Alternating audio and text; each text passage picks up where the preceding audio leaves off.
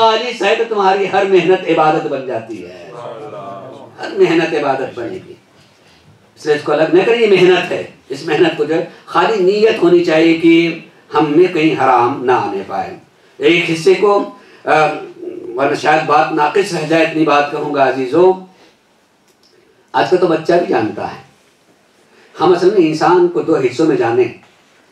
آج کا بچہ بھی جانتا ہے اگر کہ تھوڑا بہت جانے کہ وہ کسی چیز کو اگر غذائی پاؤچ میں ہے تو لے کے پڑھتا ہے کہ اس میں کیا کیا چیزیں ہیں، اس میں کیا کیا چیزیں ملی ہیں، مثلا انگریڈینٹس اس کو پڑھ لیتا ہے، جانتا ہے.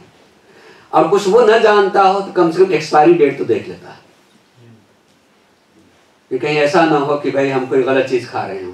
کہیں بھی دیکھ رہے بھائی کھانے پینے کی چیز ہے، مگر اس کو یقین ہے کہ اگر جو تاریخ دی گئی اس سے گزر گیا ہے تو یہی غذا جو میرے جسم کو بنائے گی ممکن ہے یہی میرے جسم کی ہلاکت کا سبب بن جائے. اگر وہ تاریخ میں نہیں ہے تو نقصان کر سکتی ہے. ہو صاحب وہ اعتراض کر مقدمہ دار کر سکتا ہے کہ نقصان دہ چیزیں بیچی جا رہی ہیں. اتنا یقین ہے. لیکن اے کاش کہ آدمی سوچے جو پاؤچ پر تاریخ پڑھ لیتا ہے اتنی تعلیم دنیا دیتی ہے مگر وہ تعلیم جسم سے متعلق ہے. مذہب ذرا سا اس سے آگے بڑھ کے بتاتا ہے کہ جہاں تم تاریخ دیکھتے ہو وہ جسم سے متعلق ہے. اس میں یہ بھی دیکھ لو کہ کیا پاک چیز ملی ہوئی ہے، کیا حرام چیز ملی ہوئی ہے. اگر یہ دیکھ لو گے تو حرام سے بچو گے. تو اگر وہ کھا لیتے تو جسم تو بن جاتا، لیکن اگر حرام چلا گئے تو روح بگڑ جاتی ہے. اور جب روح بگڑ جاتی ہے نا، روح خراب ہو جاتی ہے تو اسی چیز کو امام حسین نے کربلا میں بات کہی تھی. کربلا میں حسین تمہیں سچ بتا رہا ہوں اور تمہیں سمجھ میں نہیں آ رہا. تو جملہ کیا کہا تھا؟ قد ملئت بطونکم عن الحرام فتبع اللہ علی قلوبکم. تمہارے پیٹ مالے حرام سے بھرے ہوئے ہیں، اس لیے میری بات بھی تمہارے دل میں نہیں ٹھہرتی ہے. جو مجھ جیسے کہ سن کر کے چلا جائے اور کچھ نہ کرے تو کیا فرق پڑتا ہے. دیکھنا چاہیے غذائیں کیسے استعمال کرتا ہے، حرام حلال کا خیال کرنا چاہیے. میں صرف عزیزوں جی چاہتا ہے کئی باتیں کہہ دوں، بہت واقعاً کہ جب موقع ملتا ہے سن رہے ہوتے ہیں تو جی چاہتا ہے کہ سنا دوں، خالی پہنچ جائے دن باتیں. صرف اتنا ہی کہنا چاہوں گا عزیزوں، غور کیجیے گا، اس کا خیال رکھیے. نسل کے مستقبل کا تو تعلق ہوتا ہے میری کمائی پر. میری کمائی پر نسل پورے نسل کا مستقبل ہوتا ہے، اس کے اچھے اور برے بننے کا. لہٰذا میں اپنی تجارت اپنی کمائی پر کتنا خیال کروں. اور اس کے ساتھ ساتھ اگر اللہ نے کہیں کوئی حقوق قائم کر دیے ہیں، کوئی حقوق قائم کر دی کہ اگر تمہارے پاس کچھ بچ گیا ہے تو ان میں سے اتنا حصہ فلاں کا ہے، اتنا حصہ فلاں کا ہے، اگر نہیں نکالا تو حلال کما کے بھی وہ حرام ہو جاتا ہے. اگر اسے نہیں نکالا تو حلال بھی حرام بن جایا کرتا ہے. دوسرے کا مال آدمی کھا رہا ہوتا ہے، دوسرے کا مال. اگر مجھے ایک سلوات سے سہارا دیں اور اجازت دیں تو ایک بات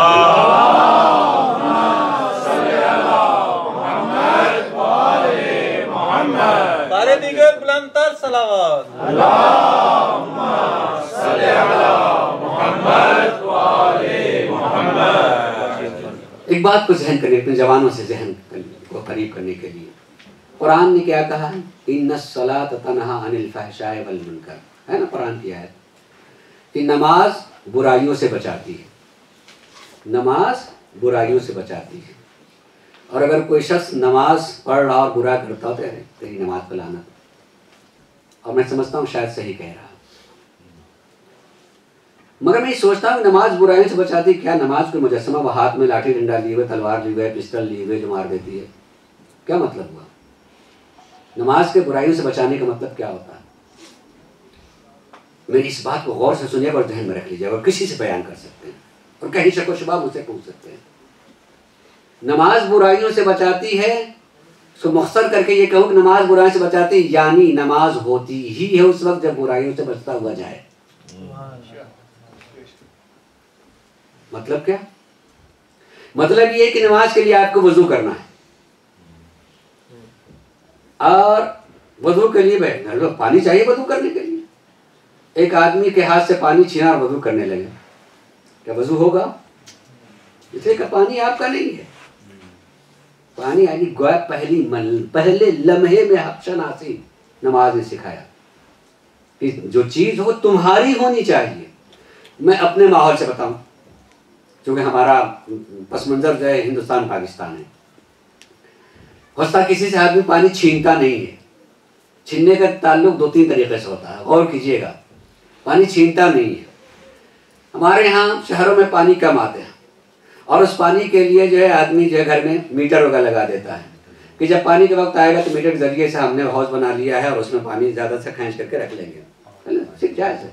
لیکن ہوتا کیا ہے، پانی کے لیے میٹر لگایا ہے، میٹر کے چلنے کے لیے موٹر لگایا ہے، موٹر کے چلنے کے لیے میٹر ہونا چاہیے ہے، تو موٹر چلایا میٹر بند کر دیا.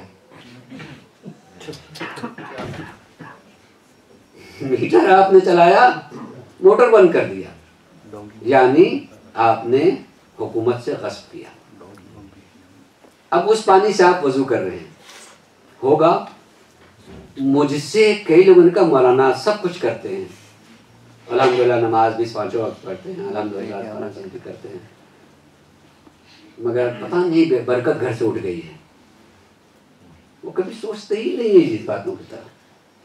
میں تھوڑا اگر پڑھوں گا بہت دیر ہوگا، صرف اتنی بات کہہ رہا ہوں کہ اگر ہم اپنے عمل سے بتا دیں کہ ہمارے یہاں میٹر بند کر کے کوئی موٹر چلاتا ہے یا لائٹ چلاتا ہے تو اس کی نماز نہیں ہوتی، یقین کیجئے مجھ جیسے ہندوستان کے ملک میں اگر ہر مسلمان یہ کرنے لگے تو میٹر پڑھنے والا شاید ہمارے نہ آئے. بھائی نہیں، ان لوگوں کی عبادت ہی نہیں ہوتی اگر غلط کریں گے تو.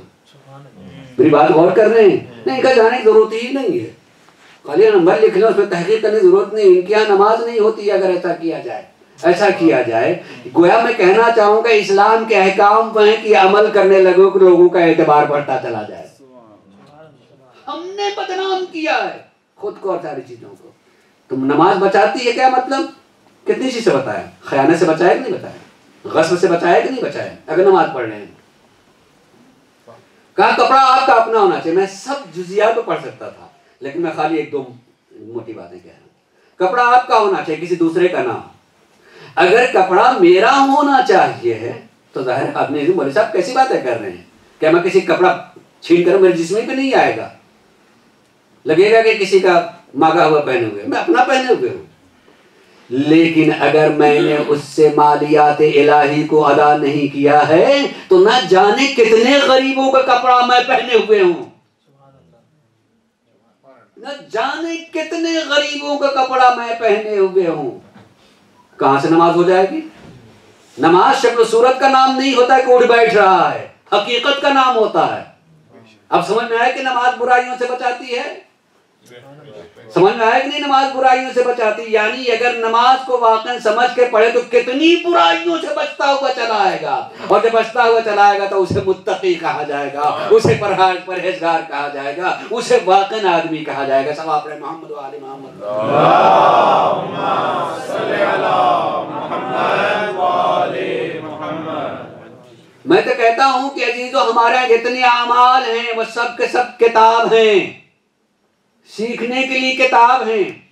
میں بہت قریب سے جناب سیدہ بچوں کے بغیر کبھی کھانا نہیں کھاتی. دسترخوان لے کے بچوں کے بغیر کبھی نہیں کھانا کھاتے. اور اس قدر اس پر اہمیت کہ خالی دسترخوان نہیں کہ بچوں کے بغیر. یقین کیجئے اگر بچوں کو بیٹھا کر کے کھانا کھلایا جا رہا ہے تو تہذیب سکھانا کہ آغاز کیسے ہوتا ہے، کیسے شروع کرنا چاہیے. بسم اللہ الرحمن الرحیم.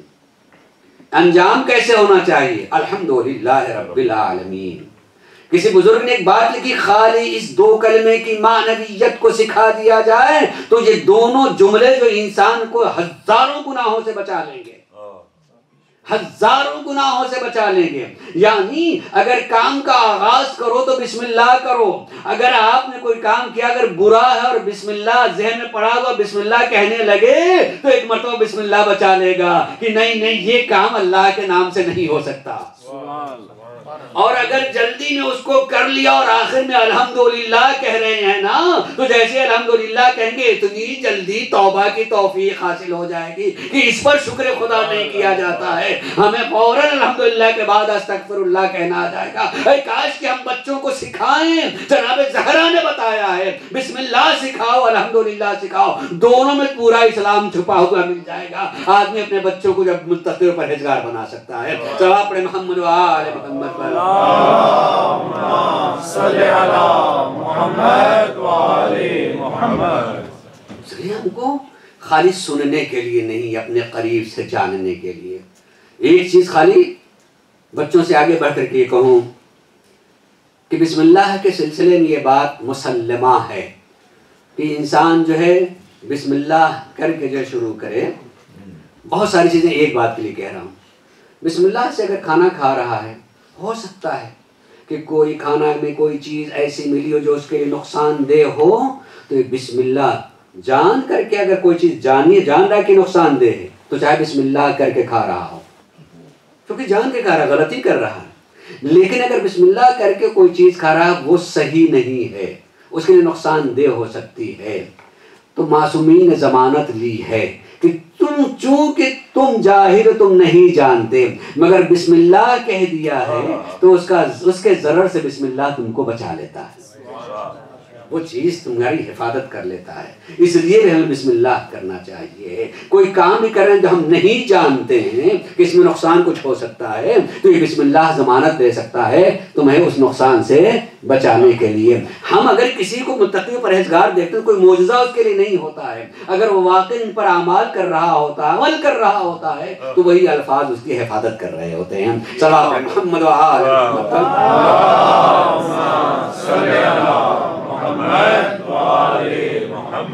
جناب سیدہ حضرت خاتون جنت فاطمۃ الزہرا سلام اللہ علیہا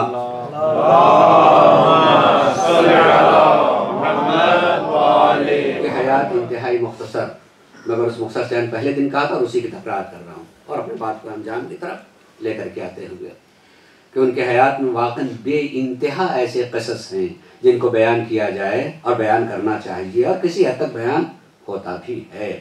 کہ اگر ہم نبی کریم کو دیکھ رہے ہیں کہ آپ ان کی تعظیم کے لیے اٹھ رہے ہیں، واقعہ ہے، بیان کرنا چاہیے.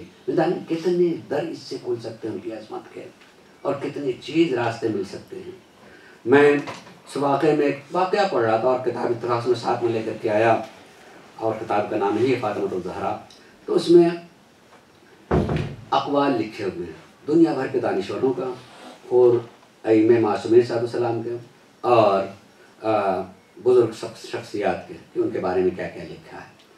رسول اللہ سے شروع کر کے 12ویں امام تک میں ہر ایک کو خالی بیان کروں تو یقیناً ایک جملہ بیان کروں تب بھی آدھے گھنٹے لگ جائیں. میں 2-3 جملے کی ضرور کہنا چاہوں گا. اس میں سے سرکار رسالت مآب حضرت محمد مصطفیٰ صلی اللہ علیہ وسلم کہ 2 کلام کا خلاصہ. ایک آپ نے فرمایا کہ اگر فاطمہ کے کمال کو مجسم کیا جائے تو اس کا نام فاطمہ ہوگا. کمالات کو مجسم کیا جائے، کمالات انسان کی ساری بلندیوں کو مجسم کیا جائے، اس کا نام فاطمہ ہوگا. بل ہے آدم، بلکہ اگر اس میں بھی تمہارا ذہن کسی کو رک جائے تو جانا خالی وہ انتہا نہیں ہے، فاطمہ اس سے بھی بلند ہے. فاطمہ اس سے بھی بلند ہے. پھر فرماتے ہیں کہ جس نے فاطمہ کو جانا جو نہیں جانتا میں بتا رہا ہوں، ہے یا روحی، فاطمہ میری روح ہے، فاطمہ میرا قلب ہے، میری روح ہے، میرا قلب ہے. یعنی بتانا چاہتے ہیں کہ یعنی روح اور قلب کے بغیر انسان کی حیات کا کوئی تصور نہیں ہے. اگر آپ آج بھی رسول کو حیات پا رہے ہیں تو یہ فاطمہ کی محنت اور ان کے عمل کا نتیجہ ہے. یقین کیجیے. جلدی سے ذکر کروں میں 11ویں امام کا قولہ فرماتے ہیں کہ نحن حجج اللہ علی خلق اللہ، ہم اللہ کی حجتیں ہیں اللہ کی مخلوق پر. وجدت فاطمۃ الزہرا حجت علینا، اور ہماری جد ماجدہ فاطمہ ہم اہل بیت پر، ہم ائمہ کے لیے حجت ہیں. یعنی تمام ائمہ تمام مخلوق کے لیے حجت ہیں اور فاطمہ ائمہ کے لیے حجت ہیں. 12ویں امام فرماتے ہیں کہ میری دادی کا کردار میرے لیے اسوہ ہے، نمونہ عمل ہے. فاطمہ کا کردار، ان کا عمل جو ہے 12ویں امام کے لیے اسوہ ہے، نمونہ عمل ہے. اس لیے کہا جاتا دعا میں وسر المستودع فیہا، واسطہ اس راز کا جو فاطمہ میں پوشیدہ ہے. اللہ ہم اس راز کو جان نہیں سکتے کہ کیا ہے، وہ واقعی راز ہم جان اور پہچان نہیں سکتے۔ مولا علی فرماتے ہیں جملہ، اور یہ زندگی عائلی زندگی کے لیے ایک نمونہ ہے۔ آپ امام فرماتے ہیں مولا علی کہ جب میں گھر میں داخل ہوتا اور میری نگاہ فاطمہ کے چہرے پہ پڑتی تھی تو میرے سارے رنج و غم زائل ہو جاتے تھے۔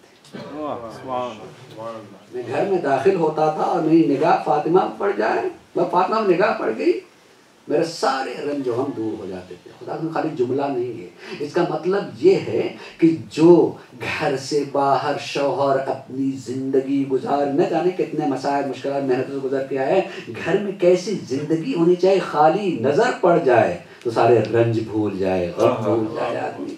اعلی زندگی کا بہترین نمونہ ہے، نمونہ عمل ہے خاتون جنت۔ اب اس اعتبار سے سوچیے گا بھائی فاطمہ عزیز و بیماری کا عالم ہے، ہم آپ خالی سنتے ہیں، خدا کی قسم خالی احساس کریں تو خالی مجلسی ہی میں رونا نہیں آئے گا، جب کبھی بھی تصور ہو جائے گا آنکھوں میں آنسوؤں کا دریا جاری ہو جائے گا۔ سونا میں جانتا ہوں کہ آدمی سے بات سوچتا ہے کہ کیوں فاطمہ اکیلی جو ہے جلدی دروازے کے پاس آئیں، علی کیوں نہیں آئے۔ یہ ایک موضوع ایک واقعہ بیان کرنے کا ہے اور بیان کرنا چاہیے ہے، لیکن میں دیر ہو گئی، صرف چند چیزیں تصور کرتے ہوئے غور کیجیے گا۔ فاطمہ آئی ہیں، فاطمہ آئی ہیں، ایک خالی اشارہ کرتے ہوئے کہ خاتون جنت، غور کیجیے، خاتون جنت کے بارے میں سرکار رسالت آپ نے اپنے زمانے اپنی زندگی میں اتنا احترام کیا تھا اور اتنا کچھ کہا تھا کہ فاطمہ کی رضا اللہ کی رضا کا نام ہے۔ سب جانتے تھے، سب جانتے تھے، یعنی وہ کسی کے مخالف ہو سکتے تھے مگر فاطمہ کے مخالف نہیں ہو سکتے، اس لیے کہ سب کے کانوں میں ہے کہ اللہ کے رسول نے کہا کہ اگر یہ ناراض ہو گئی تو اللہ ناراض ہوگا۔ وہ علی کے مخالف ہو سکتے، فاطمہ اس لیے آ رہی ہیں تاکہ سب کو پہچانوا دیں، فاطمہ خالی اس لیے آ رہی تاکہ سب کو پہچان لے دنیا۔ میں اس لیے کہہ رہا ہوں کہ ذکر کرو تاکہ لوگوں کی آنکھیں کھلیں، سمجھیں کہ کون کیا ہو سکتا ہے۔ اس لیے فاطمہ آئی ہیں تاکہ پتا چلے کہ تم خالی اسی دنیا میں نہیں، آخرت میں پہچان لو کہ فاطمہ جس سے ناراض ہیں اللہ اس سے ناراض ہے، اس سے ناراض ہے۔ فاطمہ اس لیے آئی ہیں، ورنہ آدمی خالی اپنے جذبات کے اعتبار سوچتا اور ممکن صحیح سوچتا کہ شوہر کیسے برداشت کرے گا۔ مسئلہ برداشت کا نہیں ہے، مسئلہ حقیقت کا واضح کرنا ہے، مسئلہ حقیقت کا واضح کرنا کہ کوئی ایسی حقیقت کو جس کے لیے معلوم ہے کہ اس کی آخرت خراب ہو رہی کیسے کر سکتا اور کیا ہے، تو پھر کیسے آدمی اس کو نہیں پہچانے گا، کیسے نہیں پہچانے گا۔ اس لیے فاطمہ آئی ہیں، اور فاطمہ خالی دروازے پہ آ کر کے یہ جملہ کہہ رہی ہیں، کیا تم وہاں آگ لگا دو گے جہاں رسول کی بیٹی ہے؟ کہاں اس جگہ آگ لگا دو گے جہاں حسنین ہے جسے رسول اپنے کانوں بیٹھاتے تھے، وہاں آگ لگا دو گے؟ عزیزو جملہ سن لینا آسان ہے، لیکن تصور کرنا کہ کون کہہ رہا ہے، کون کہہ رہا ہے۔ یہ تصور کریں کہ فاطمہ کہہ رہے تم آگ لگا دو گے فاطمہ کو، اور خالی آگ نہیں لگائی، تصور کی انشاءاللہ میں کہتا ہوں سوچتے ہوئے جائیے گا تو روتے ہوئے بھی جائیے گا کہ فاطمہ خالی آگ ہی نہیں لگایا، فاطمہ دروازے کے پیچھے ہیں اور اتنی زور سے دروازے کو پاؤں یا کسی ماری جاتی ہے کہ فاطمہ در و دیوار کے بیچ میں، فاطمہ در و دیوار کے بیچ میں آ جاتی ہیں۔ بس ایک آواز بلند ہوئی، غور کیجیے گا، ایک آواز بلند ہوئی، فضا دوڑو میرا محسن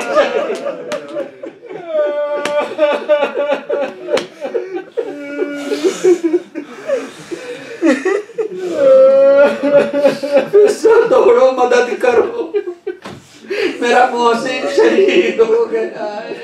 آج ذرا تصور کہ میں پڑھ لے رہا ہوں نہ جانے کیسے اور سن رہا مگر سوچے فاطمہ جن کے لیے رسول کھڑے ہوتے ہو، در و دیوار میں دب جائے، محسن شہید ہو جائے، مگر اس سے آگے سنیے گا عزیزو، اسی کے چند لمحے بعد جو زینب جناب سیدہ اتنی اذیتوں میں ہیں، محسن شہید ہو چکے ہیں، اتنی اذیتوں مگر تھوڑی لمحے کے بعد دیکھتی ہیں کہ علی کے گلے میں رسن باندھا ہے اور انہیں کھینچ کے لے کے جایا جا رہا ہے۔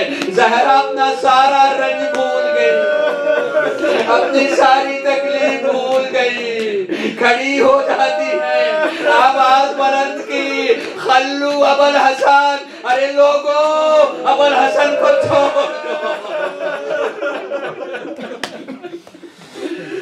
ابو الحسن کو چھوڑ، ورنہ میں اپنے بال کھولوں گی۔ خالی کہا تھا، مسجد کی دیوار بلند ہونے لگی۔ زہرا اگر پردہ ہٹ گیا تو قیامت آ جائے گی۔ لیکن سوچیں کہ جناب مولا کائنات کی مصیبت کتنی بڑی مصیبت تھی کہ فاطمہ اپنی مصیبت بھول گئی ہیں۔ کہا ابو الحسن کو چھوڑ دو، ورنہ میں ایسا عزیزوں وہ درد تھا، اور اس طرح سے کہا کہ آپ نے اس درد کو چھپا لیا ہے۔ غور کیجئے گا، یہ سوچئے گا، دو تین جملے کہنا چاہوں گا کہ اپنے درد کو چھپا لیا ہے، ٹوٹی ہوئی پینسل پسلی کو چھپا لیا ہے، اس درد کو کہا نہیں۔ اختصار سے کہوں گا عزیزوں، وہ دن آ گیا جس دن شہزادی اپنے رب سے اور اپنے بابا سے ملنے کے لیے تیار ہو گئی ہیں، تو غسل فرما لیا، نئے دوسرے کپڑے پہن لیے ہیں، مولا علی کو مسجد میں بھیج دیا جسے میں نے دوسرے دن تذکرہ کیا تھا، لیکن علی آ کے دیکھتے بھی ہیں۔ ایک مرتبہ مولا علی مسجد سے آئے، دیکھا شہزادی کچھ کام کر رہی ہیں، کام کرنے میں پوچھا بی بی آج بہت مصروف ہے؟ کہا میں چاہتی ہوں کہ حسنین کے کپڑے دھل دوں، پاک کر دوں، پتہ نہیں میں کل خدمت کے لیے رہوں گی نہ رہوں گی۔ ماں وہ ہوتی ہے جو واقعاً مرتے مرتے کے اپنے بچوں کو بھولتی نہیں ہے، بچوں کے کپڑے دھلتی ہے۔ جبکہ وہ باری جناب فضہ کی تھی، مگر اسے اپنا لے، لیکن نہیں میں آج کام کرتی ہوں، بچوں کے لیے کام کرتی ہوں۔ دوبارہ جب سرکار مولا کائنات نے دیکھا شہزادی ایک سفید ردا اوڑھ کر کے سوئی ہوئی ہے، پورے قد و قامت کے ساتھ سوئی ہوئی ہے۔ جناب مولا علی پاس آئے ہیں، بیٹھے، آواز دی فاطمہ، آواز دی فاطمہ، آواز پر کوئی آواز شہزادی نہیں دی، پھر لفظ بدل دیا اور ایک مرتبہ کہا ہے رسول کی بیٹی، جیسے بنت رسول کہہ کر کے پکارا، فاطمہ نے اپنے چہرے کو کھولا، دیکھا ابو الحسن نے، کہا ابو الحسن اچھا ہوا آپ آ گئے، بیٹھ جائے، میں کچھ باتیں کہنا چاہتی ہوں۔ وہ لمحہ تھا جب شہزادی نے وصیتیں کرنا شروع کی، توجہ کا انشاءاللہ وصیتیں کرنا شروع کی، وصیتیں کہنے لگی۔ پہلی بات کہی ابو الحسن اگر آپ کی زندگی میں جتنی دن میں ساتھ رہی اگر کوئی غلطی ہوئی ہو تو معاف کیجیے۔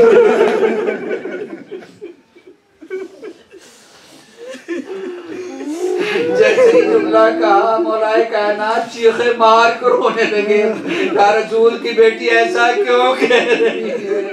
آپ کی ذات سے خطا کا کوئی امکان نہیں، آپ ایسا کیوں کہہ رہی ہیں؟ پھر دوسری بات کہی ابو الحسن بچے چھوٹے ہیں، اگر میں نہ رہ جاؤں تو آپ خیال کیجئے گا، ماں جاتے جاتے خیال کیجئے گا۔ اور اس کے بعد فرماتی ہے ابو الحسن میری وصیت ہے کہ غسل و کفن میرا آپ دیجئے گا، مجھے غسل و کفن آپ دیجئے گا، آپ میرا جنازہ اٹھائیے گا، نام لے کے کہا فلاں فلاں کو جنازے میں آنے نہ دیجئے گا، رات کے سناٹے میں میرا جنازہ اٹھائیے گا۔ عزیزو جملہ کہا ابو الحسن جب آپ میری قبر بنا لیجئے گا نا تو اٹھ کے جائیے گا نہیں، بیٹھ کے قرآن پڑھیے گا۔ ابو الحسن بیٹھ جائے گا، بیٹھ کے قرآن پڑھیے گا اور چہرہ میری طرف کر کے پڑھیے گا، یعنی جب زمین میں جنازے کو رکھا جاتا ہے اس کا چہرہ قبلے کی طرف ہوتا ہے، وہ کہ آپ اپنے پشت قبلے کی طرف کر کے میری طرف چہرہ کر کے قرآن پڑھیے گا۔ جب آپ ساری وصیت کر دی ہے، پھر ابو الحسن آتے ہیں مسجد میں، آپ کی شہادت جب واقع ہو جاتی ہے، عزیز میں پوری شہادت کو بھی نہیں پڑھ سکتا ہوں، لیکن جب غسل و کفن دینا شروع کیا، وصیت نے ایک جملہ کہا تھا ابو الحسن میں نے غسل کر لیا ہے، میں نے پاک و پاکیزہ کپڑے پہن لیے ہیں، ابو الحسن مجھے جب آپ غسل دیجئے گا نا تو اسی کپڑے کو اوپر سے غسل دیجئے گا، یعنی شہزادی مرتے مرتے کہنا چاہتی ہے کہ میرا زخم دکھائی نہ دے۔ میرا زخم دکھائی نہ دے، آپ مجھے اسی کپڑے پر غسل دیجیے۔ عزیز و اب الحسن نے غسل دینا شروع کیا۔ غسل دیتے دیتے علی کا ہاتھ ٹوٹی ہوئی پسلی پہ پہنچا، تڑپ کو روئے فضا بیان کرتی ہے، میں نے علی کو ایسے روتے ہوئے نہیں دیکھا، دیوار پہ سر رکھ دیا۔ عزیزو میں نے دو علی کو روتے ہوئے دیکھا ہے، ایک علی کو شام کے قید خانے میں، پہلا علی گھر میں جب اپنی زوجہ کو غسل دے رہے، دوسرا علی جب اپنی بہن سکینہ کو غسل دے رہا ہے۔ ارے 4 سال کی بہن غسل دیتے ہوئے کرتا ہٹایا، زخموں کو دیکھا، سید سجاد نے اپنا سر دیوار پر رکھ دیا، آئے اتنی چھوٹی بچی، ارے اتنے زخم تھا، اس لیے انہیں بکا بہت رونے والا کہا جاتا ہے۔ روتے روتے آپ نے غسل دیا، آخری جملہ عزیزو، جنازہ تیار کر دیا۔ جنازہ تیار کرنے کے بعد ایک مرتبہ بچوں کو بلایا، بچوں کو بلا کے کہا ماں سے رخصت ہو لو۔ میں تفصیل نہیں پڑھ سکتا عزیزو، میں نے ناسخ التواریخ میں دیکھا ہے، ایک مرتبہ امام حسین بڑھے اور بڑھ کر کے ماں کے سراہنے نہیں آئے، گھوم کے ماں کے قدموں پہ آئے، اور ماں کے قدموں پہ آنے کے بعد اپنی آنکھ کو ماں کے تلوے پہ رکھا اور رکھ کے کہا ماں آپ کا حسین بلا رہا ہے، آپ کا حسین بلا رہا ہے، آپ آواز نہیں دے رہی ہے۔ یہی وہ لمحہ تھا، بندے کفن ٹوٹ گئے، ہاتھ بلند ہوئے، میرے لال میرے سینے سے لگ جا۔ حسین بڑھے، ماں کے سینے پہ سر رکھا، جبرائیل آئے، علی حسین کو جدا کر لے، عرش الہی کانپ رہا، عرش الہی